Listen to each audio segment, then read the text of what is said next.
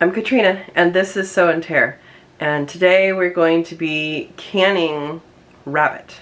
So I've cut up 6 rabbits, so this is only the meat of 6 rabbits, and I think that's going to be enough to do 1 canner load for my pressure canner. So this will be my first time canning rabbit, but I have canned chicken before. So I'm going on base what I knew from our chicken results. So we tested raw pack and hot pack, and we preferred the hot pack method. So that's what I'm going to do today with the rabbit. Raw pack was fine. There was nothing like tremendously, significant about the hot pack versus the raw pack. It just has a different consistency. The hot pack tends to not end up as shredded chicken. So the raw pack was more shreddy and the hot pack was more solid. So that's what we're going to do today. Is I'm just going to cook up all of this rabbit. It doesn't have to be cooked thoroughly because that will happen in the pressure canning process. So it's called par cooking. So I'm going to be doing that before I put it in. Let me show you what I have going on the stove. I have 3 pans heating up, and I will be cooking chicken on them. No, I won't. I will be cooking the rabbit in them. I am going to add just a little bit of oil to cook it. Doesn't take that much with these pans. And while I'm doing this, I'm also going to heat up some water. So raw pack, you don't put any liquid in, but the hot pack, you put a hot liquid in. And I'm just going to use water for that. Alright, these are heated up. I'm going to start putting the rabbit on.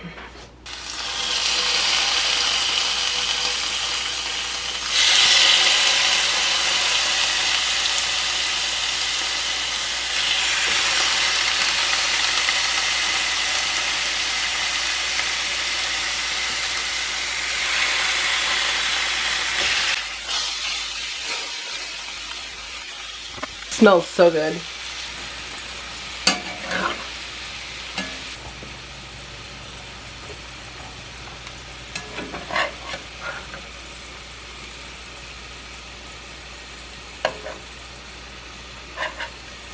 I love how fast cast iron cooks.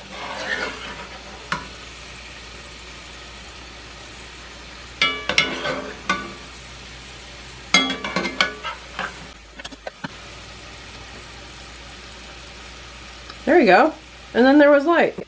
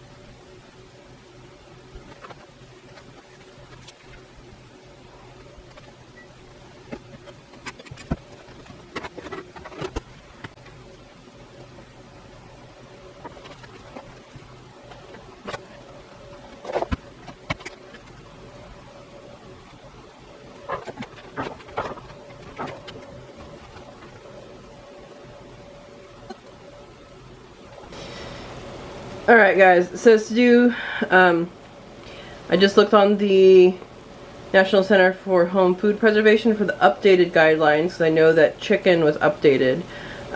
Rabbit you cook just like chicken, or rabbit you can just like chicken.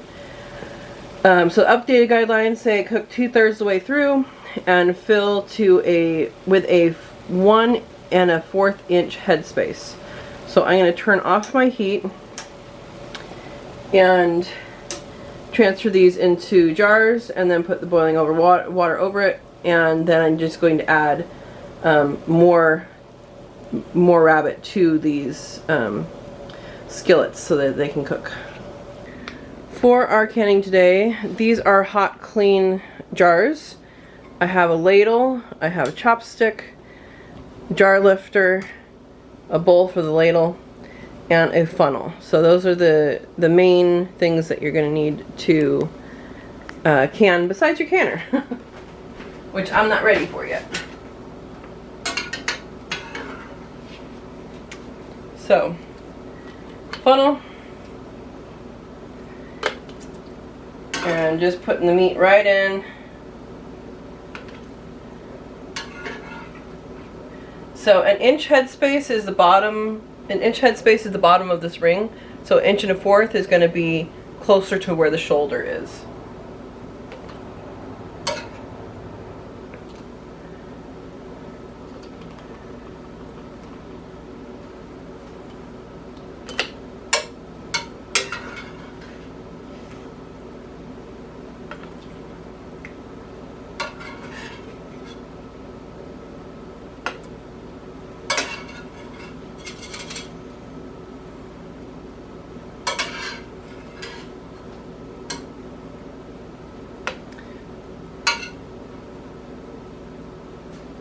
So we had quite a bit of juices come out of this.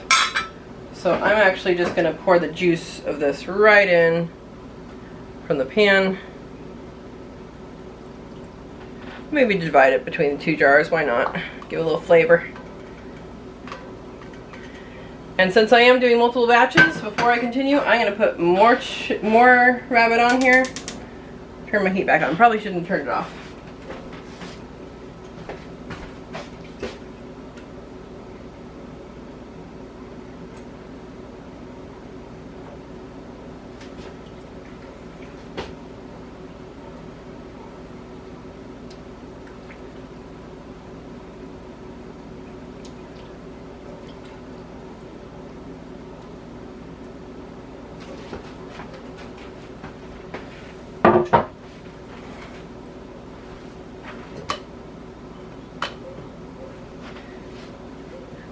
It looks like that one pan only got us 1 1/2, so I might have underestimated.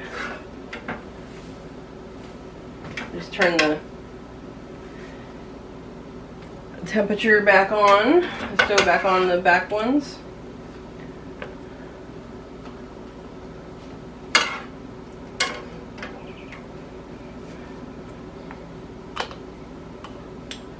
That's too many.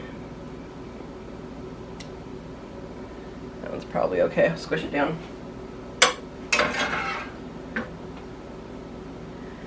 Now, I did not chunk these all the same. Manuel and I were cutting them up, so we cut them up differently. I think next time I do this, I'm going to make sure I chunk them all the same. It's still safe. It's just not ideal for packing them in the jar.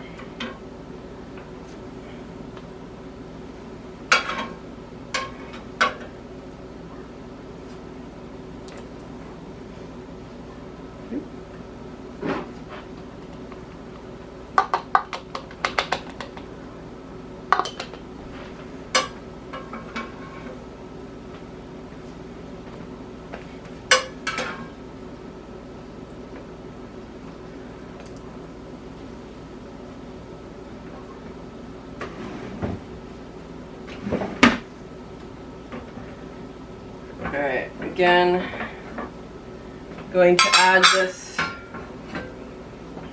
in with the rabbit.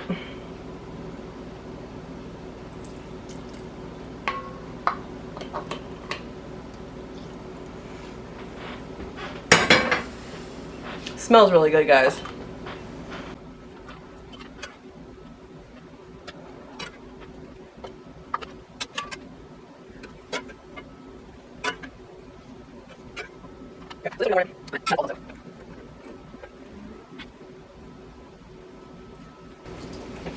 So I just put more rabbit back on the stove. It looks like we're going to have 3 batches out of what we cut. So 3 batches for 6 rabbits.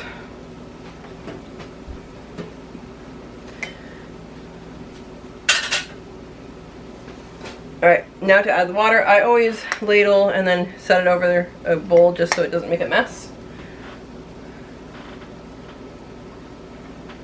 Actually just going to fill this a little bit because I'm not done filling it with the meat, but it's going to be a while before the meat's done.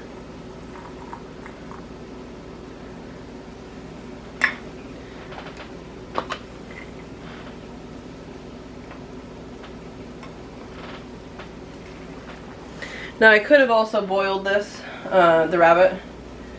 That's also an acceptable method.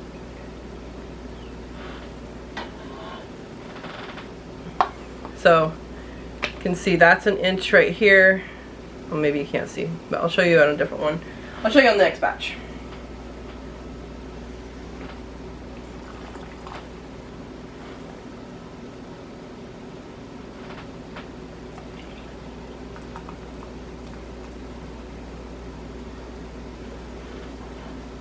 They do make a measuring tool, but once you've done this enough, you don't really need to use it anymore. You have your gauges right on the thread and on the actual jar.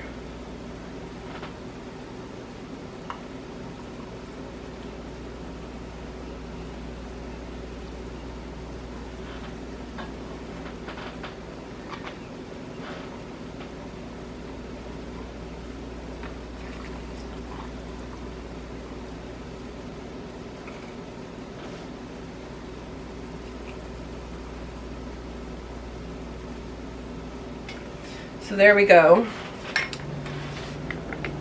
Should be focused over here. There we go. Now what we're going to do is take the chopstick and debubble. And what this is doing is it's letting the air bubbles out. And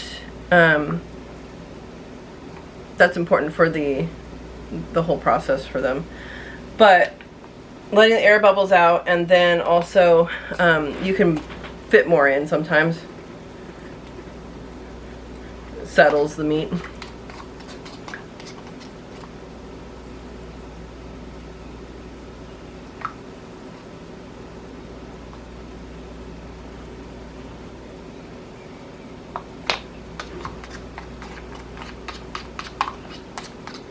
I'm just going around the outside and a little bit in the middle.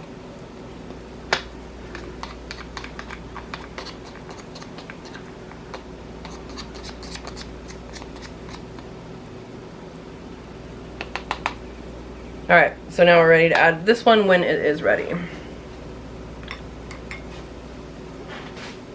Alright, I've been letting these set in hot water.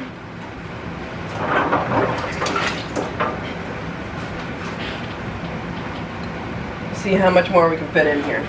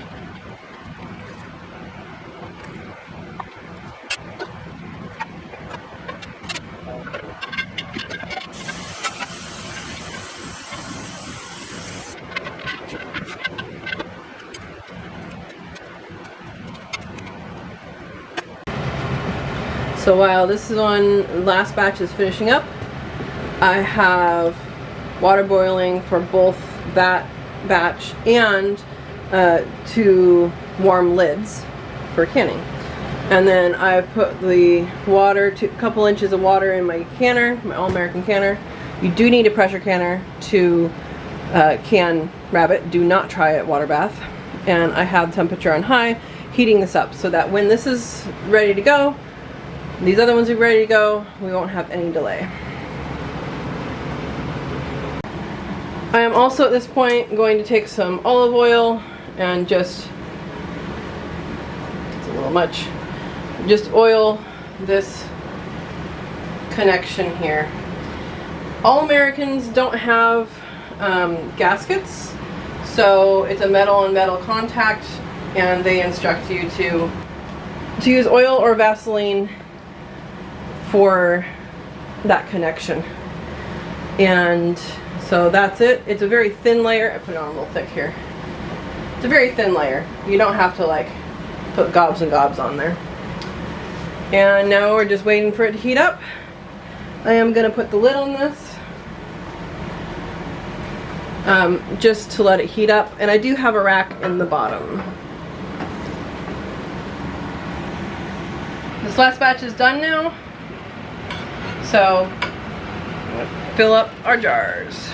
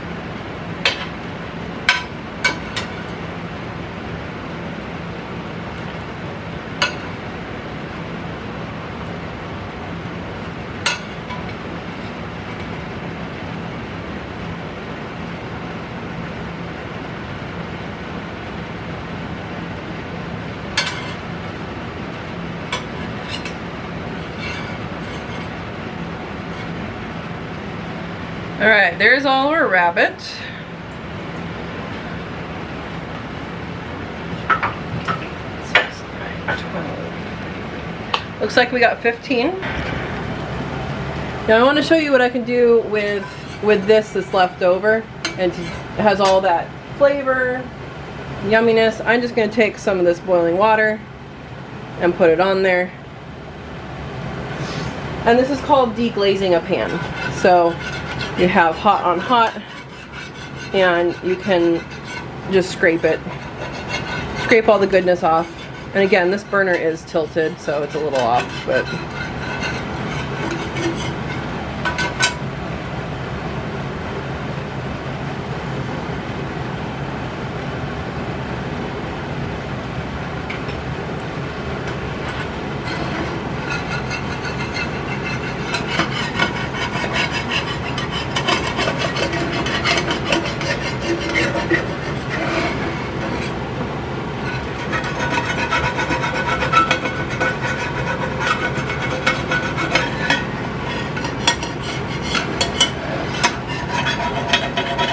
so I haven't gotten all of it off, but that's fine. Got enough to use. Let's see. We can come back here and just pour this in. And I am going to split it between 2 jars. This jar doesn't have any goodness yet. And then we can add our water. Now I always dab with vinegar and go around the edges, just to make sure nothing is on the edge, the rims. You can also check for chips at this point. I checked before as well.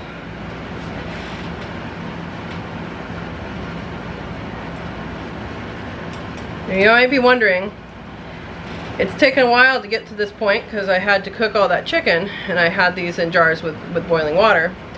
Is it still hot? The answer is yes, it's still hot.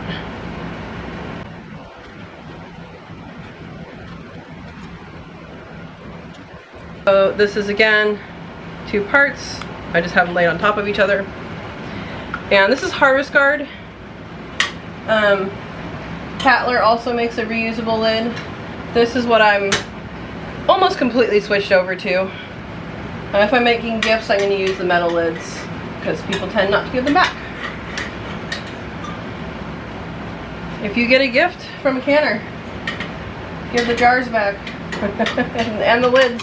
They can still use them for dry goods after they've been used for canning.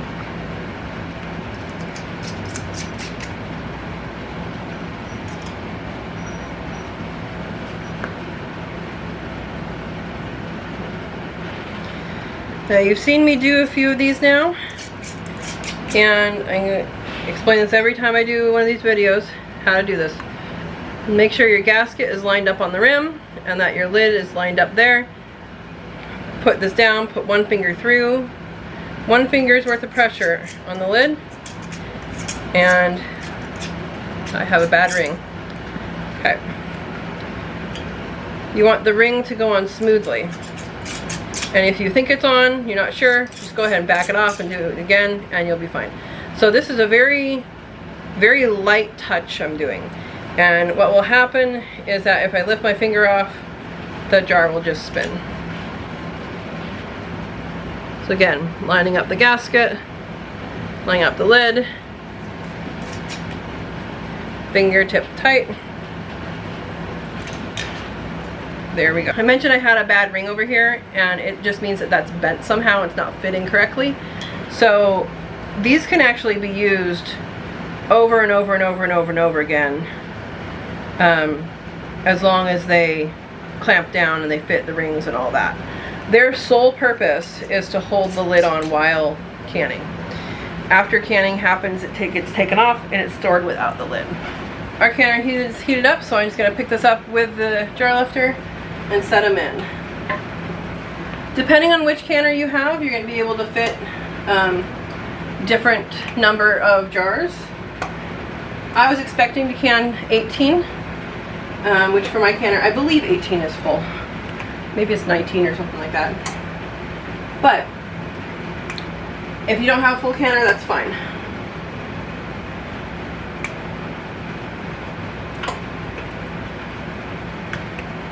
You can also see the difference between these that we started and then like this one was the last one. You guys see the color difference between that one? Oops. That one and that one. That's just because the flavor was enhanced when we put more and more cooking in one same pan. So, and that rack fits all around all of them.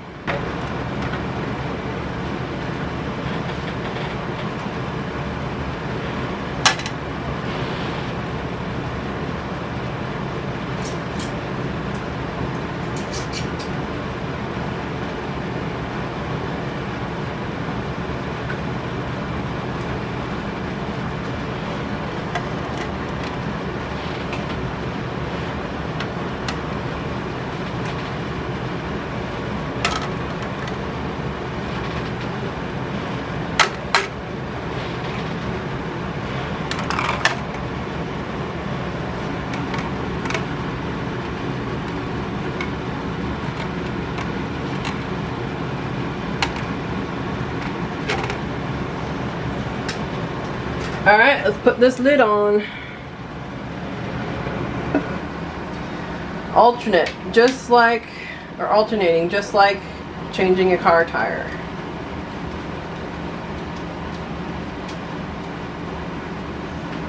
Check this line again, checking from a couple different angles. Looks pretty good. So we clamp it down. Now, this is going to go until we see this steaming at a steady stream. We're going to let it steam for 10 minutes, then we're going to put our weight on. Alright, it's been 10 minutes since this has been venting. It's really hard to see the steam in the video, but trust me, it is steady. For my altitude, it's 10 pounds of pressure. Put it on here. for 75 minutes. And at this point, you are not leaving the kitchen. For those who don't know, 75 minutes is an hour 15 minutes. And what we're going to do is wait for this to do its first rattle. So this dial is going to come up. As soon as you put this on here, this dial, you're not using, you're not changing things based on the dial, you're changing things based on the weight, but it will get up to 10 pounds of pressure. And once that happens, this will rattle to let the extra steam out. Once that first rattle happens, that is when you start your time. So I have not started my time yet.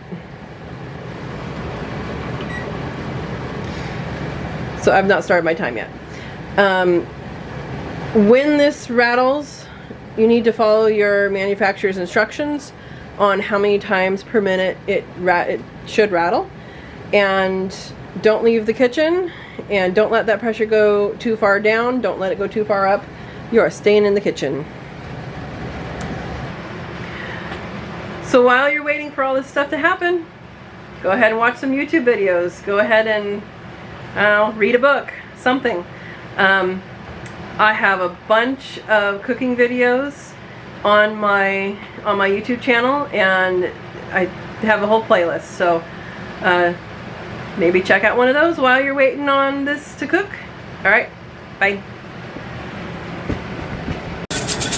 All right, that's the rattle, and I put start on my 1 hour 15 minutes. Turning down the heat some. Every stove is going to be different, so I turn it down gradually. It's going to end up over here somewhere, but I do turn down gradually when I start. Our timer just went off, so we're doing nothing up here. All we're going to do is turn off the heat. Wait for this dial to come all the way down. Then we'll have our next step. Our pressure gauge is now at 0, so always use a hot pad, and I'm going to take off the regulator. And time 2 minutes before opening the lid. Next up is to open this.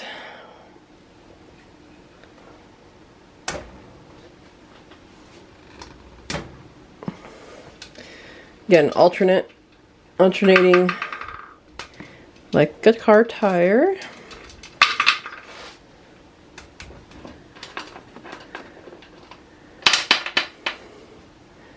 And I'm going to twist a little, open it up, and I'm just going to let it sit there for.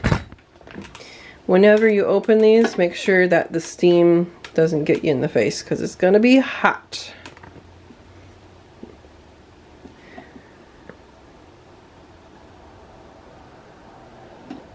Alright, I'm going to lift this up, set it aside.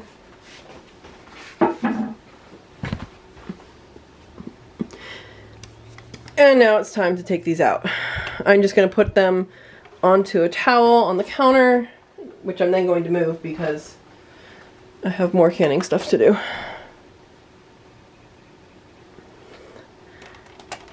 But look at that, still bubbling. Yum, yum.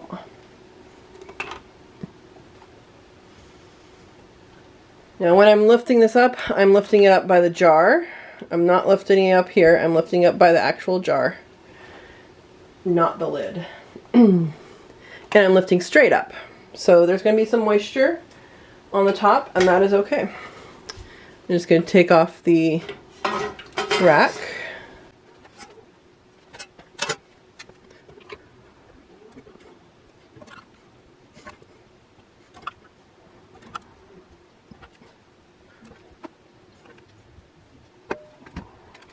So as you can see, these are bubbling away, but something different that Harvest Guard put out just a few weeks ago. It used to be that you wait 5 to 7 minutes and then clamp down on the lids.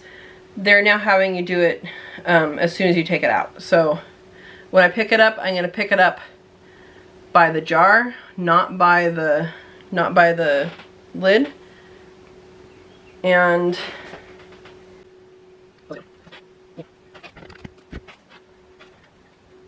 And I'm just twisting it and setting it back down. You don't have to do this with metal lids, only the reusable lids.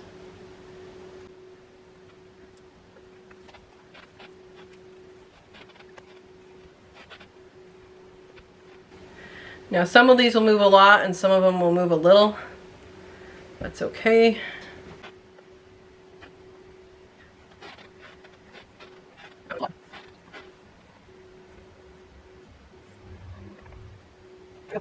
These can sit here for about 24 hours. I'm going to actually move them to sit somewhere else. Show you just how bubbly some of these are. Not all of them are going to be super bubbly, but some of them are.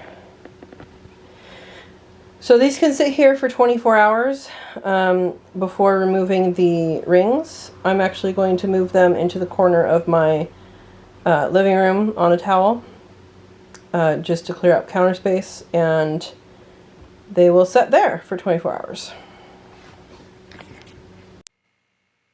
I hope this video has helped you and that you are now encouraged to try pressure canning if you haven't tried it before. Please subscribe and like if you like this video. Pass it around people who might enjoy it, and have a wonderful canning day.